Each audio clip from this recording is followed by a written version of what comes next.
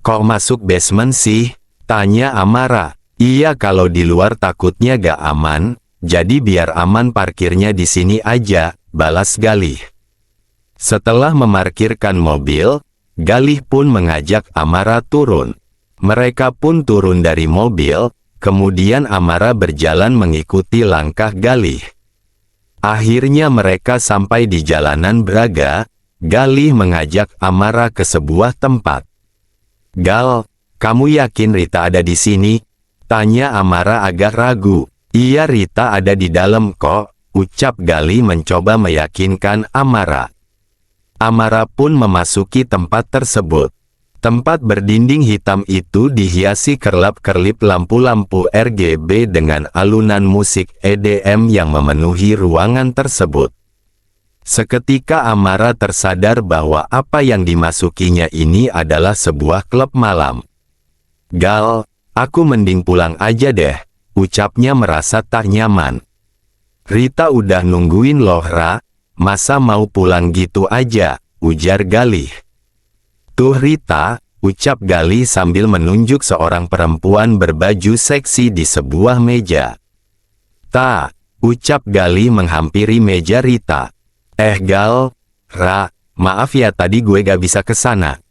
Biasalah nemenin doi, ucapnya sambil melirik kepada seorang pria yang sedang duduk di hadapannya. Nampak dari wajahnya pria itu berusia sekitar 50 tahunan. Kenali Ra, ini Om Jimmy, ucap Rita. Om ini temen aku, Amara, ujar Rita pada si Om tersebut. Amara, jawabnya sambil menyalami lengan si Om. Mereka pun menertawakan tingkah Amara. Sopan sekali, saya suka, ucap Om Jimmy membuat Amara semakin tak nyaman. Sesekali Amara melihat jam tangannya, rupanya jam sudah menunjukkan pukul 8 malam. Gal pulang yuk, ajak Amara. Entar dulu Ra, masih siang, ujar Galih dengan santainya. Ya udah aku pulang sendiri aja, ucap Amara sambil beranjak dari tempat duduknya. Galih pun langsung memegang tangan Amara, mencegahnya pergi. Ra, handphone kamu kan lowbat, gimana bisa kamu pesan ojek online? Ujar Galih. Amara pun terdiam, yang dikatakan Galih memang ada benarnya. Ia pun menuruti perkataan Galih. Minum dulu dong Ra, ucap Rita menawarkan segelas minuman berwarna putih bening. Amara pun meneguknya karena ia pikir itu air putih biasa, ia pun langsung tersedak. Karena ternyata yang diminumnya adalah minuman beralkohol. Lantas ia pun meminta Galih untuk membawakan air putih. Galih pun berlalu. Beberapa saat kemudian ia membawakan segelas minuman berwarna putih keruh. Aku kan minta air putih, protes Amara.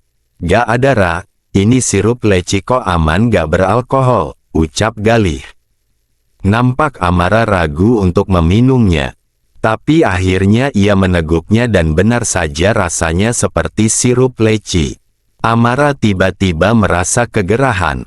Tanpa malu ia pun membuka beberapa kancing atas kemejanya, hingga nampak samar-samar tank top hitam di dalamnya.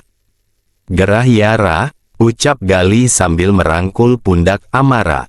Amara mencoba menepis lengan Galih, namun Galih tetap merangkulnya dan Amara membiarkannya. Amara saat itu sudah tidak seperti Amara lagi, nampak ia menyenderkan kepalanya kepada Galih. Seolah senang berada di dekapannya, Rita hanya tersenyum melihat keadaan tersebut. Parah lo Gal, ucap Rita sambil meneguk minumannya. Galih hanya tersenyum sambil mengelus rambut Amara. Abis ini mau lo bawa kemana dia? Tanya Rita. Kemana lagi Rit? Jawabnya sambil tersenyum dengan penuh maksud. Rita mengangguk, seolah mengerti apa yang diucapkan Galih. Jam sudah menunjukkan pukul 10 malam, Amara memejamkan matanya karena merasa sangat pusing. Mau pulang sekarang? Tanya Galih kepada Amara. Amara hanya mengangguk, ia pun berdiri sambil sempoyongan.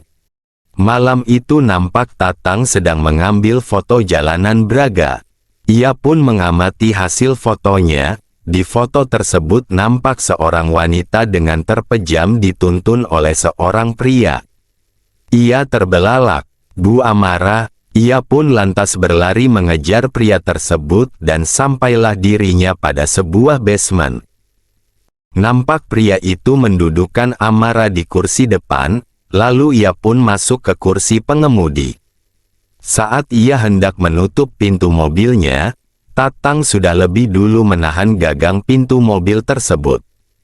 "Apa-apaan nih?" tanya Galih. "Lo yang apa-apaan Jeeng?" ujar Tatang dengan emosi. "Gue gak ngerti ya maksud lo apa, dan gue juga gak kenal sama lo," ucap Galih sambil mendorong Tatang. "Lo emang gak kenal sama gue, tapi cewek itu kenal sama gue," ujar Tatang semakin emosi. "Apa? Lo kenal sama pacar gue?"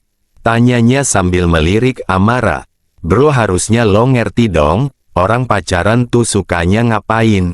Mending lo minggir, pacar gue udah gak tahan," ujar Galih sambil nyengir. "Bang Ste!" teriak Tatang sambil mendaratkan pukulannya di pipi kanan Galih. "Lo apain dia aneng?" teriaknya sambil menarik baju Galih. Galih pun mendorong Tatang hingga tersungkur, lalu mendaratkan tinjunya di wajah Tatang. "Ini bukan urusan lo ya," ucapnya sambil meludahi Tatang. Lalu ia berjalan hendak memasuki mobil, namun Tatang langsung berdiri kembali, kemudian ia menendang ulu hati Galih hingga Galih sangat kesakitan. Cepat-cepat ia mengeluarkan Amara dari mobil lalu menggendongnya dan berjalan menjauhi basement. Ia pun menyegat sebuah taksi, dan memasukkan Amara ke dalam taksi. Lalu ia pun bergegas mengambil motornya yang terparkir di pinggir jalan, tak jauh dari sana.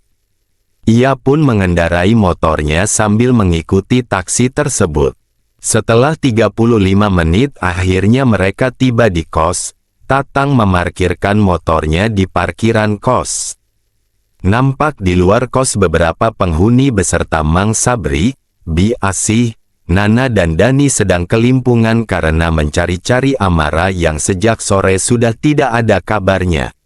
Setelah memarkirkan motornya, Tatang pun berjalan keluar gerbang kos. Ia menggendong Amara turun dari taksi dan masuk ke halaman kos. Semua orang terkejut dan bertanya-tanya, namun Tatang mengisyaratkan untuk terlebih dahulu membawa Amara ke kamarnya. Amara pun ditidurkan di kasurnya. Nampak Dani memandang Tatang dengan tatapan kurang bersahabat. Karena saat itu Tatang membawa Amara dalam keadaan sekacau itu. Tatang yang tak ingin orang-orang berspekulasi yang aneh-aneh terhadapnya, lantas menjelaskan semuanya. Semua orang mendengarkan cerita Tatang dengan seksama. "Sialan," umpat Dani sambil mengepalkan tangannya. Setelah ia mendengar penjelasan Tatang. "Makasih ya Cep, untung Cep Tatang ketemu sama Amara. Amang gak bisa bayangin kalau sampai Amara gak ketemu sama Cep Tatang," ucap Mang Sabri dengan mata berkaca-kaca. "Sama-sama Mang," balas Tatang. Tak lama Bi Asih datang membawa kotak P3K. "Diobati dulu Cep," ucap Bi Asih. "Iya Bi, terima kasih," ucap Tatang. "Makasih ya bro," ucap Dani sambil menepuk pundak Tatang. Tatang hanya mengangguk. Malam itu menjadi malam yang sangat amat meresahkan bagi mereka semua. Nana memandangi wajah adik sepupunya yang sedang terpejam itu dengan rasa cemas. "Aku bilang juga apa? Aku tuh takut kamu salah pergaulan," lirihnya.